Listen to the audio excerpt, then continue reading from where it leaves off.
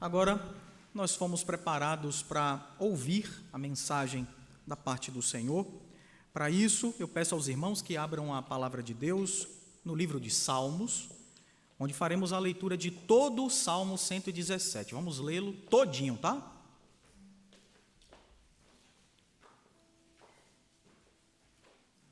Salmo de número 117. Vamos ler todos os dois versículos desse salmo.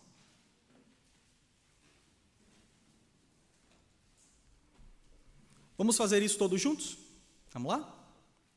Louvai ao Senhor, vós todos os gentios, louvai-o todos os povos, porque muito grande é a sua misericórdia para conosco, e a fidelidade do Senhor subsiste para sempre. Aleluia. Vamos orar? Bondoso Deus, obrigado porque o Senhor nos chamou a louvarmos o Senhor. Ó Deus, que o Senhor use essa pequena joia preciosa para fazer-nos lembrar das grandes maravilhas do Teu reino. Use o pregador, Senhor, para fazer com que essa palavra, sendo bem transmitida, encontre corações preparados pelo Senhor para serem tratados por essa palavra, encorajados por ela. Ó Deus, que haja mudança no coração daqueles que ouvem, que haja transformação nas nossas vidas e que assim, Deus, ouvindo mais uma vez a Tua voz, nos maravilhemos em saber que o Senhor se dignou a ter misericórdia para com as nossas vidas. Ajuda-nos nesse momento, é o que te pedimos, no nome de Jesus. Amém. Irmãos, hoje a gente vai começar uma nova série de sermões. Durante 4 domingos, a gente vai ouvir aqui acerca de um tema comum. A gente vai fazer exposições usando textos bíblicos que nos fará pensar sobre o tema de missões. Um tema que costumeiramente é tratado por nós presbiterianos exatamente no mês de agosto. E a gente sabe a razão, por uma razão bem simples. Essa data foi instituída em homenagem a um missionário, o reverendo Ashbel Green Simonton, que foi enviado pela Igreja Presbiteriana dos Estados Unidos ao Brasil. E Simonton chegou aqui no Rio de Janeiro no dia 12 de agosto de 1859, e ele tinha apenas 26 anos de idade quando aqui chegou. Será que Simonton veio ao Brasil por causa da desigualdade social? Será que foi isso que moveu o coração desse homem? É verdade que a Igreja de Cristo, conforme é sal e luz desse mundo em trevas, ela se engaja em questões sociais, em questões ecológicas, culturais, políticas, científicas, militares, enfim, em todos os campos do desenvolvimento humano. Mas a adoração sempre foi e sempre será o propósito fundamental de Deus no universo. E é por isso que Simonton veio ao Brasil. Conforme John Piper disse emblematicamente no livro Alegrem-se os Povos, missões existe onde a verdadeira adoração não existe. Eu vou repetir. Missões existe onde a verdadeira adoração não existe. Nessa noite a gente vai lidar aqui em especial com esse salmo. Um salmo no qual as nações são chamadas para louvar ao Senhor. Uma convocação que, se a gente perceber, se encontra bem antes da histórica grande comissão que foi feita por Jesus Cristo. Está no Antigo Testamento, a gente sabe disso. Vem muito antes, pelo menos 400 anos antes do anúncio de Cristo. E por que eu tenho que dar esse destaque? Porque falar disso é algo que vale a pena. Porque já no Antigo Testamento, a gente encontra a revelação de que a graça e a misericórdia de Deus não deveria estar simplesmente confinada à nação de Israel, somente a ela, mas que a graça e a misericórdia de Deus, a graça salvadora e redentiva, seria estendida à raça humana através de uma convocação universal. Com isso, a gente observa que o Antigo e o Novo Testamento se complementam em duas etapas. Duas etapas no que concerne o testemunho do Evangelho a esse mundo. A primeira, ainda no Antigo Testamento, se refere ao testemunho às nações que são convocadas a venham para Jerusalém. E na segunda etapa, que está no Novo Testamento, essa convocação refere-se ao envio da igreja ao mundo para convocar, reunir os povos em Jerusalém, mas não somente em Jerusalém, como também em Samaria, na Judeia e até nos confins da terra. Portanto, são duas etapas diferentes em seus termos, porém elas são iguais em seus propósitos. O propósito, Eliton, é único, apesar de serem diferentes no que concerne o testemunho. E qual seria esse propósito? Convocar os povos para louvarem o verdadeiro e único Deus. Essa é a mensagem, essa é a nossa missão. Todo cristão sabe que a grande comissão se resume na missão da igreja, resume a missão da igreja, de modo que ela especifica muito bem para a gente que a igreja foi enviada ao mundo para testemunhar acerca de Jesus Cristo. E a igreja faz isso quando ela proclama o Evangelho e faz discípulos de todas as nações. Contudo, mesmo antes, ainda no Antigo Testamento, nós reconhecemos que Deus tem amor por todos os povos. O seu plano de redenção envolve nações, e não somente a nação de Israel. É certo, meus irmãos, que a gente glorifica a Deus em tudo quanto a gente faz. Eu e você sabemos disso, é um fato. Não é? A gente glorifica a Deus em tudo quanto a gente faz. Então não é errado a gente pensar que o nosso engajamento social, nosso engajamento político, ecológico, também faça parte da nossa vida enquanto nós somos os servos do Senhor. Não está errado pensar assim, tá? Porque tudo isso faz parte da nossa vida. Então, não é certo que a gente fique indiferente, fique apático e nem mesmo inerte quanto a todo o sofrimento, as mazelas e as injustiças que a gente encontra no mundo. A evangelização, temos que pensar sobre isso. A evangelização não é a única coisa na vida cristã que realmente importa. Não é somente isso, não é.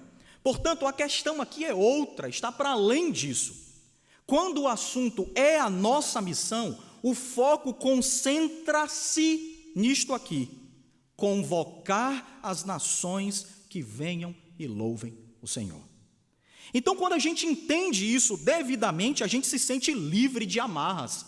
Nós nos encontramos libertos de um peso, o peso da culpa, da gente pensar que o nosso dever é libertar o mundo dos seus problemas sociais, políticos, econômicos. Não é esse o nosso dever, apesar de que nós somos chamados e podemos nos envolver com essas questões. O fato, meus irmãos, é que missões existe porque a adoração não existe.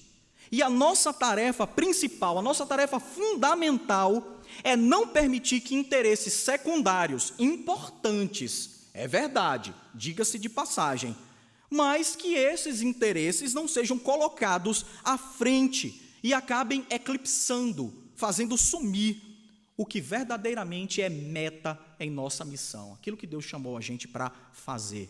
E você sabe o que é: convocar povos para louvarem o verdadeiro e único Deus, apresentando boas razões para isso. Esse é o resumo do Salmo. Esse pequeno salmo, essa grande joia que nos incentiva a convocarmos as pessoas para adorar, fala disso.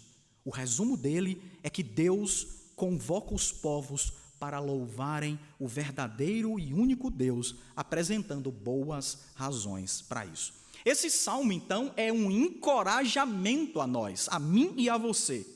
É um encorajamento à igreja a convocarmos os povos da terra para que eles se juntem a nós, para que eles façam parte conosco desse grande povo de Deus para louvá-lo. Este Deus que é misericordioso e fiel, conforme esse salmo nos ensina.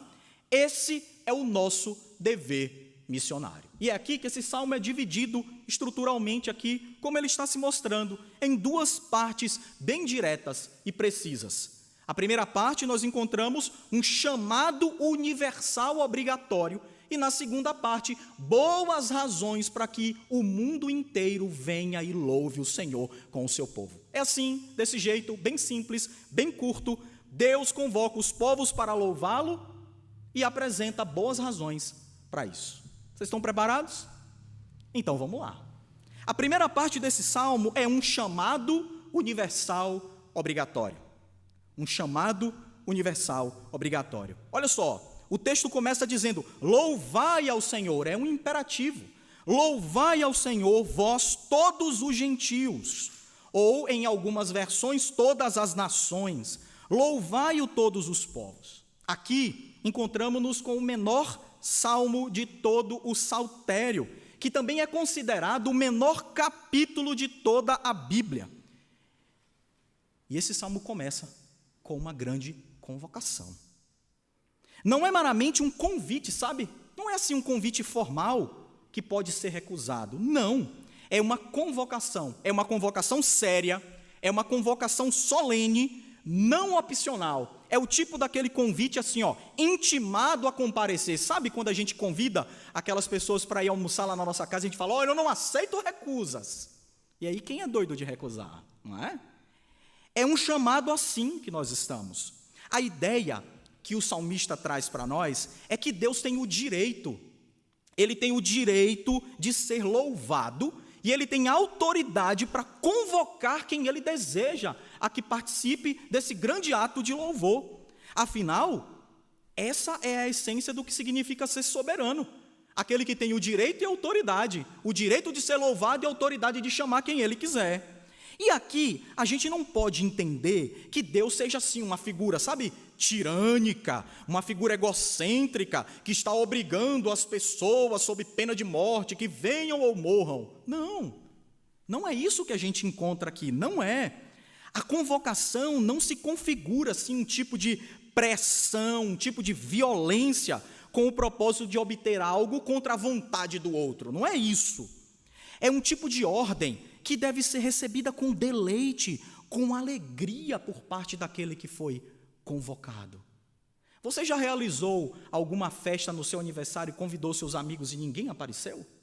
É triste, né? Se você já passou por isso, você sabe.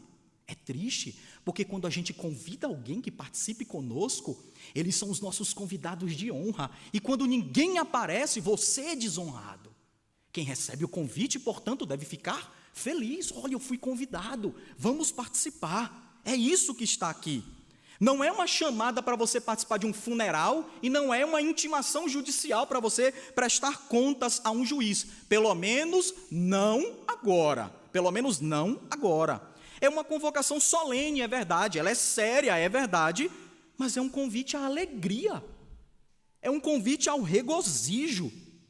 E aí, um estudioso fala o seguinte, que este mais breve de todos os salmos é um apelo missionário. Um apelo missionário em que o salmista visualiza as nações do mundo, as nações gentílicas, e convoca todos que venham alegremente e se junte ao povo de Israel para louvar o nome do Senhor. É assim, é uma convocação dessa natureza. Isso mostra para a gente que a intenção do nosso Senhor é atrair para si mesmo, para perto de si, todas as nações. Ele se alegra em fazer isso, em se reunir, e reunir consigo mesmo, e para si mesmo, um povo, independentemente da sua origem étnica. E ele faz isso convocando-os para um culto, Valdir, para um culto de louvor ao seu nome. É isso. Venham, participem do culto alegremente. É assim. É um chamado universal. Por quê? Porque isso mostra para a gente que é um dever de todos louvar ao Senhor. Ninguém pode ficar de fora, sabe? É um chamado universal. Afinal de contas, a gente foi criado para isso. A gente foi criado para o louvor da glória do nosso Deus.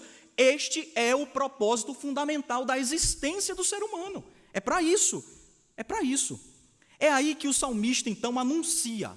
Este salmo era cantado no culto, tá? Então imagine, nós acabamos de ler isso aqui. Então é como se o salmista, literalmente, do culto público lá no templo de Jerusalém, o templo no qual os gentios deveriam se congregar e serem um com a nação de Israel, é de lá que é anunciado isso. É lá, é de um culto que isso é anunciado. Então, não perca de vista que a gente está tratando aqui de um salmo, e por isso a gente está tratando de uma canção congregacional, que é típica de um culto público. Cultuar é uma coisa muito séria, sabia? Sabia disso? Não é uma coisa assim opcional, uma coisa para a gente ignorar. É uma coisa muito séria. Deus leva muito a sério isso. E o que isso quer dizer? Isso quer dizer que quem atendeu a convocação estará reunido. Olha só, quem atendeu a convocação estará reunido, estará congregado. E isso é prova, sabe do quê? Essa é boa, anota aí. É prova de que o louvor une as nações. O louvor ao Deus verdadeiro une as nações. Vamos ver isso na prática? A gente já está vendo aqui, né? A gente já está vendo isso aqui na igreja, mas vamos ver na prática? No Antigo Testamento a gente observa que o que acontece é um movimento para dentro de Jerusalém, né? Um movimento, uma chamada para dentro da cidade de Jerusalém. Não que com isso não existisse nenhuma outra forma de cultuar a Deus e nenhum outro lugar de cultuar que não fosse em Jerusalém. Não é isso. Mas concentrar as pessoas naquele lugar para um culto em Jerusalém tem um efeito pedagógico. É isso. Tem um testemunho aqui para as pessoas. As multidões, imagine, se apertando, se misturando como ingredientes em uma receita. Hein, vizinho, eu lembrei disso. Ingredientes de uma receita. Imagine aquele povo, aquela multidão de gente tendo que passar por uma porta estreita para entrar em Jerusalém. Como se fosse assim ingredientes para uma receita. Cada uma daquelas pessoas ali com sua peculiaridade, o seu sabor, textura, perfume, se juntando para no final de tudo isso formar um único prato com cheiro suave e gosto peculiar. Que forma bonita, né? Que forma bonita, que forma didática de ensinar para a gente que o louvor une as nações. Não é? É o que o Salmo mostra para a gente. Então, o apelo missionário aos povos da terra é uma convocação, Enzo, a união, a reunião de todos os povos com um propósito único estabelecido por Deus, que é o seu louvor. Lembre-se, missões existe por quê? Porque a adoração não existe. E Jerusalém, então, não é uma cidade política. Não é uma cidade política. Ela não é uma capital meramente política. Quando ela foi construída pelo rei Davi, o projeto principal visava o quê? A adoração. A adoração. Por isso, na época, adentrar pelas portas de Jerusalém era comparecer em um local de culto, um tempo de paz entre pessoas que estavam em guerra, um tempo de oferta suave ao Senhor, um tempo de acolhida, pega a visão, um tempo de acolhida, adoração, confissão, gratidão, edificação, bênção e envio para o cotidiano. Era assim. Por isso, ficar longe do templo causava muita tristeza, não é?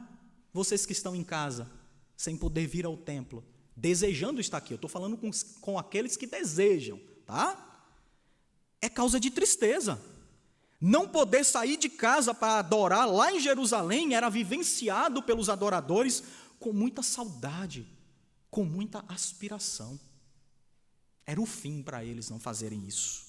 Agora, existia algo muito importante aqui, algo que precisa ser dito.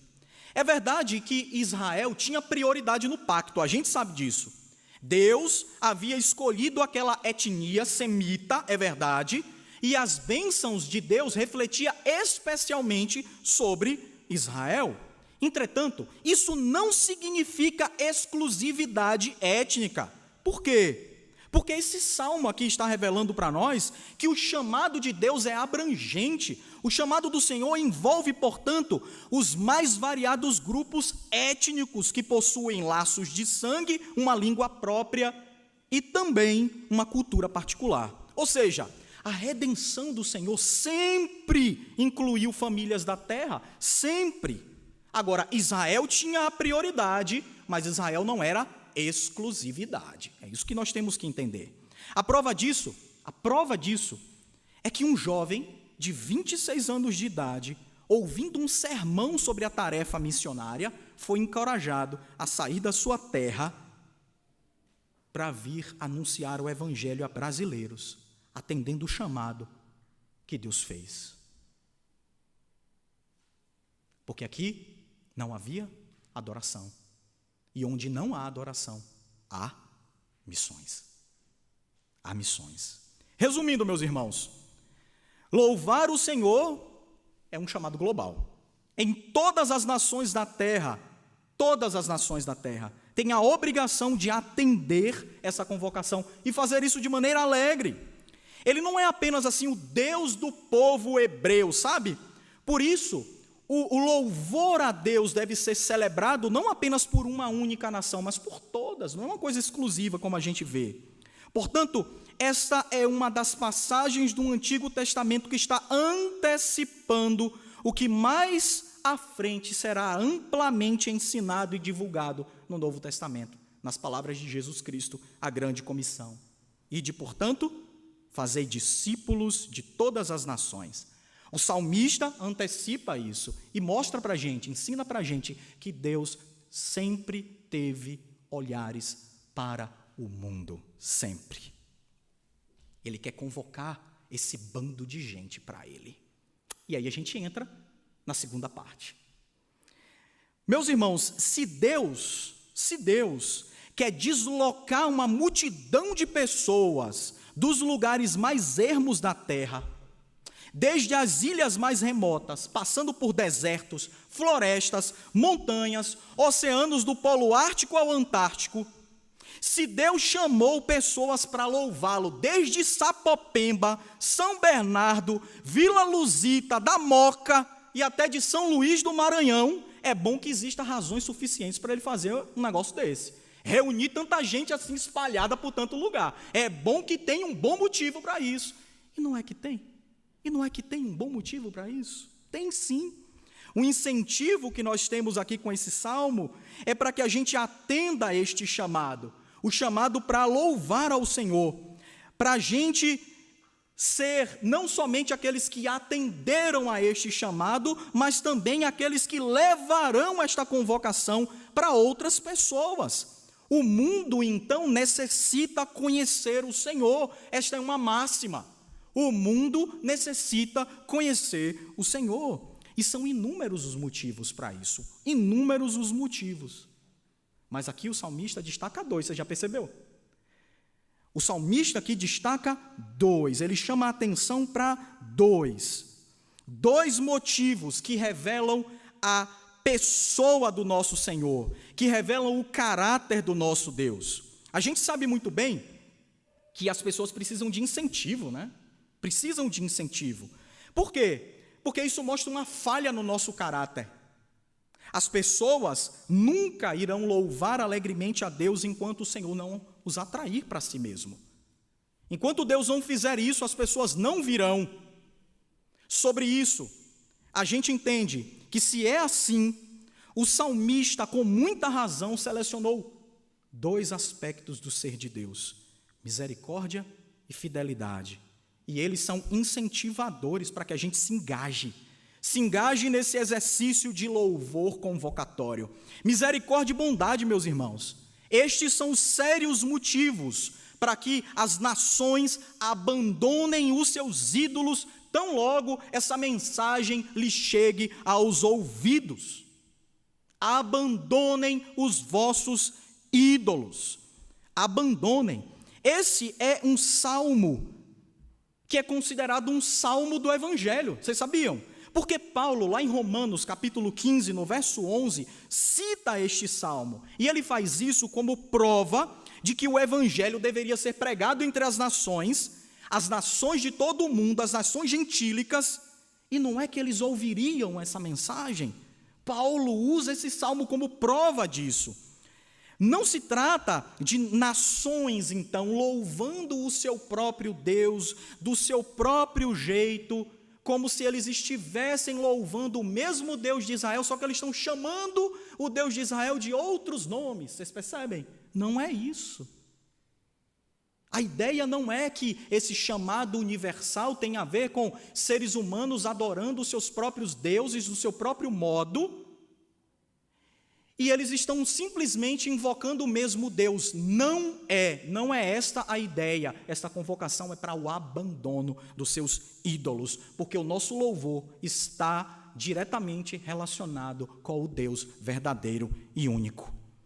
Esse salmo corrige esse equívoco. Por quê? Porque ele coloca o Senhor como objetivo único, como objetivo final do meu e do seu louvor, e, portanto, do louvor de todos nesse mundo.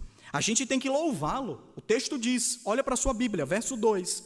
Devemos louvá-lo porque muito grande é a sua misericórdia para conosco, e a fidelidade do Senhor subsiste para sempre.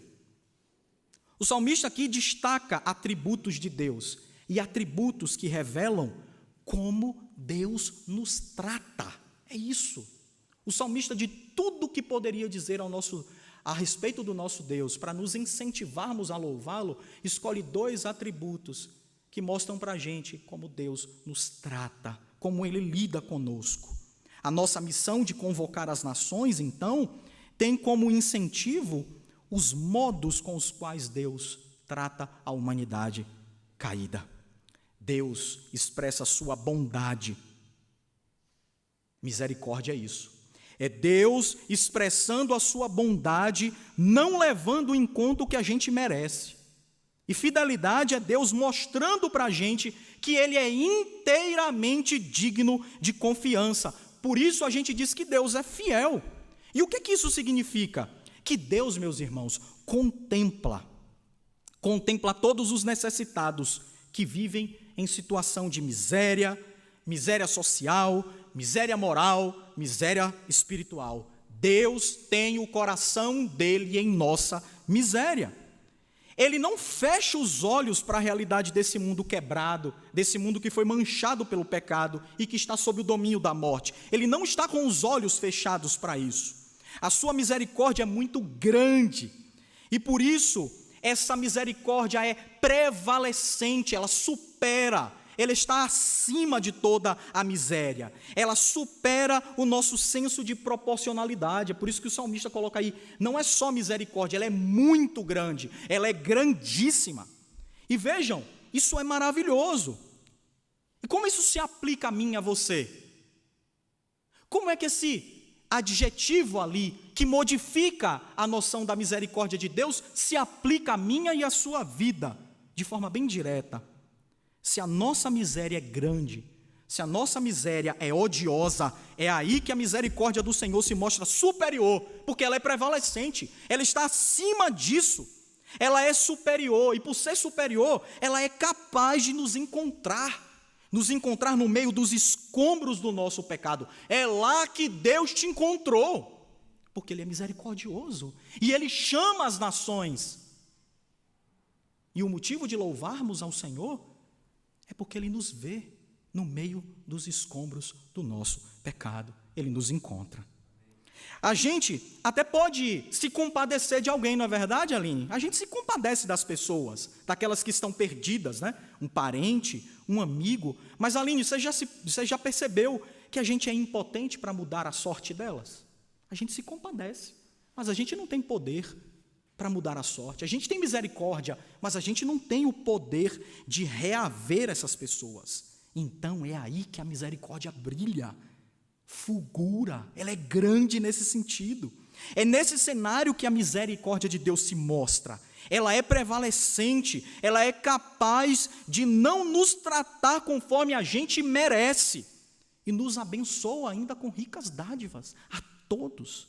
Então uma pergunta nos cabe: como é que a gente é incentivado a anunciar para as nações que venham e louvem ao Senhor? Ora, a partir da manifestação da glória de Deus, quando o Senhor se mostra, então, tardio em irar-se.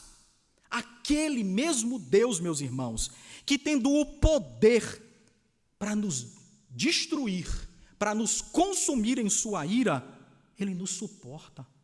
Ele suporta as nossas afrontas diárias, a sua santidade, porque Ele é fiel e Ele prometeu que salvaria o seu povo dos seus pecados. Por isso, nós não somos consumidos, porque a sua misericórdia se renova a cada manhã. E essa é uma boa notícia para mim e para você que está em casa. Então vamos pensar no seguinte, digamos que o seu coração esteja endurecido contra Deus, e nessa hora os seus pensamentos sejam tão sombrios que você não tem coragem de contar para ninguém o que é que passa na sua cabeça. Sabe, Ellington, aquele momento em que as nossas esposas perguntam para a gente assim, você está pensando em quê, nego? E a gente diz assim, mulher, se eu te contasse, melhor você nem saber, sabe? Aquela hora que a gente fala assim, você sabe do que eu estou falando, né? Você sabe. Vamos imaginar que sua alegria desapareceu, vamos imaginar assim? Sua alegria desapareceu, que você não tenha tanta empolgação assim, para orar, para ler a Escritura, para vir à igreja, para louvar ao Senhor, tanto quanto for um dia. Digamos isso, vamos imaginar. Vamos além. Digamos que este chamado não esteja assim mais fazendo tanto sentido para você, e que assistir televisão e as séries no Netflix, ou ficar horas nas redes sociais, esteja trazendo mais prazer para você, mais satisfação do que o chamado para louvar a Deus. Aí está a miséria, não é verdade? A miséria é isso aí. Esse é o quadro da miséria. Mas vocês se lembram da misericórdia? Vocês se lembram? Vocês se lembram da misericórdia?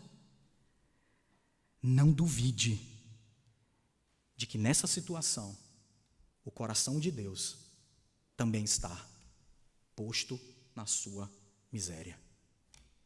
Não se esqueça que o mesmo Deus que chama é o mesmo Deus que busca você. É o mesmo Deus que coloca o coração em nossa miséria original. Ele domina a sua ira contra nós pacientemente, e é por isso que a gente não é consumido. Isso é um incentivo a louvarmos a Deus. Digamos agora que o seu coração insiste na ilusão de que as coisas dessa vida são suficientes para você. Imaginemos isso.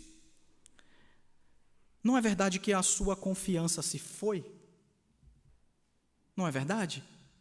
Porque quem olha somente para as pessoas desse mundo acabarão se desanimando. Quem olha somente para si vai acabar se cansando. E quem olha para as coisas termina se frustrando. Aliás, a gente sabe que quase tudo na nossa vida tem prazo de validade, não é? Até água mineral tem prazo de validade. Ora, pois, como não? Tudo na nossa vida tem prazo de validade, porque as coisas são efêmeras, elas se esvaem como fumaça, como a neblina num dia quente do nosso inverno. Ainda que o nosso sol seja tipo lâmpada de geladeira, sabe? Brilha, mas não esquenta, mas a neblina se dissipa, ela vai embora. É assim as coisas na nossa vida. Quem olha para si, meus irmãos, vai acabar se cansando. Agora, a pessoa que vive assim é aquela que está insistindo em confiar nessas coisas. Confiar nessas coisas cuja natureza é feita de fumaça. E se alguém aqui é assim, você está experimentando infelicidade. Agora, existe uma boa notícia para isso. Que nesse mundo onde a alegria passa, onde a morte amedronta, onde os ídolos do coração dominam a nossa vida e Satanás nos quer destruir, eis que neste texto surge algo que não está sujeito à transitoriedade da vida, algo que permanece para sempre, aquilo e aquele em quem devemos confiar, que a fidelidade de Deus não tem prazo de validade, porque a sua fidelidade dura para sempre. No mundo transitório, nós temos a certeza da fidelidade de Deus que dura para sempre. Então, louvemos ao Senhor. Louvemos a Deus.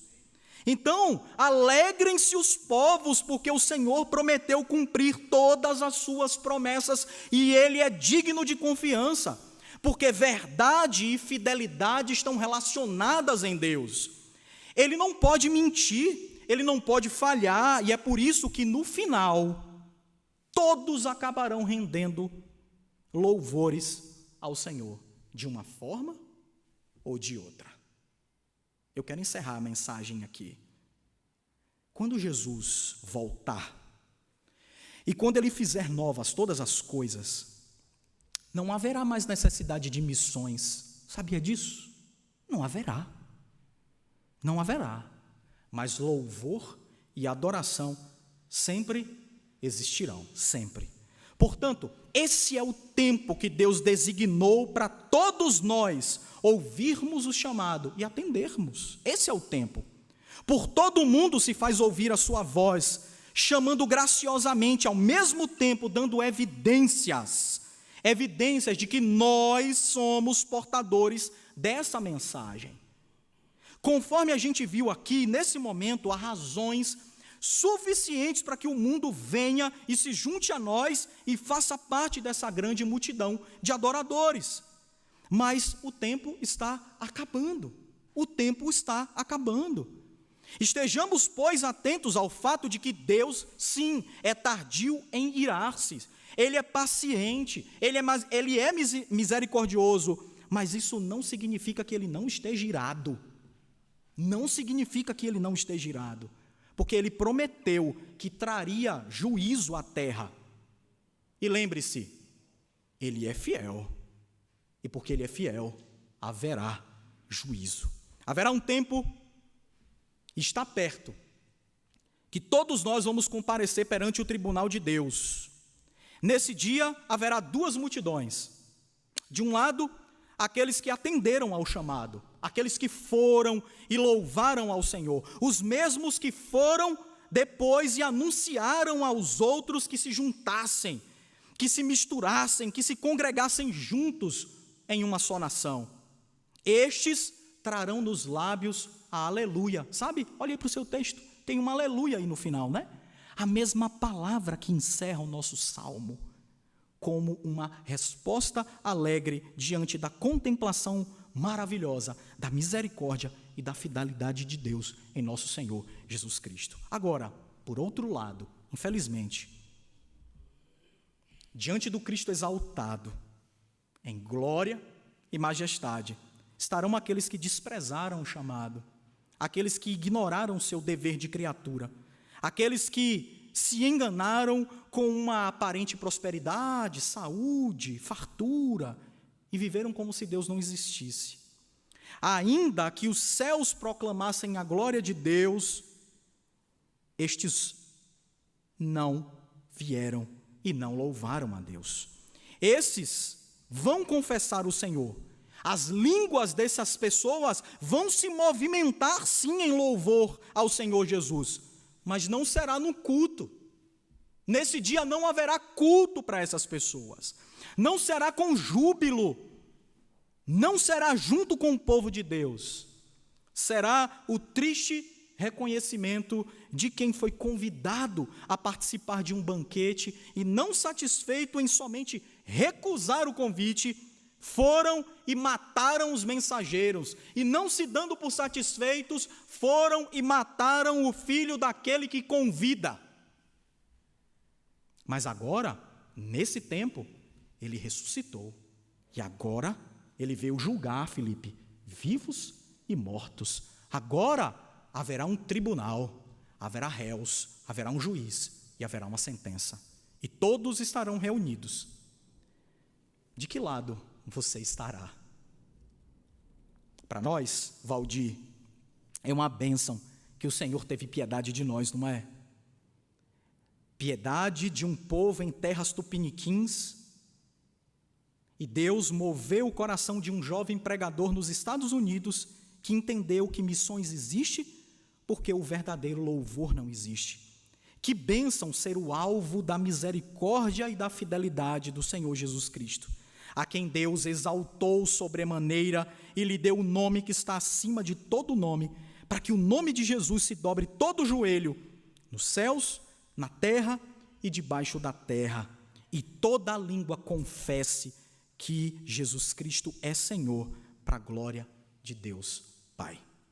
Esse salmo, então, nos encoraja a todos nós, enquanto igreja, a convocar os povos da terra para que se juntem a nós em louvor ao Senhor, o Deus misericordioso e fiel. Esse é o nosso dever missionário. Oremos.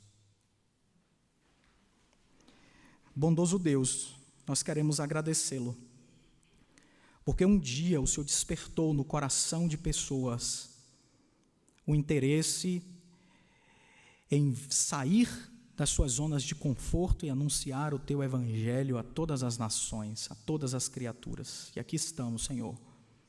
Nós agradecemos porque o Senhor nos convidou. Nós te agradecemos, ó Deus, porque o teu Santo Espírito move corações a alegremente se reunirem com os povos da terra que te louvam para engrandecer essa grande e maravilhosa obra. Deus, mova os corações de todos quantos ouviram essa mensagem e os encorajem nessa grande comissão. Que a tua fidelidade e a tua misericórdia sejam motivos suficientes para que a gente anuncie que o Senhor convida a todos a que venham, se assentem à tua mesa e se banqueteiem contigo. Nós agradecemos ao Senhor porque fazemos parte dessa mesa, não a nós, Senhor, não a nós, mas ao nome do Senhor Jesus, no nome de quem oramos. Amém.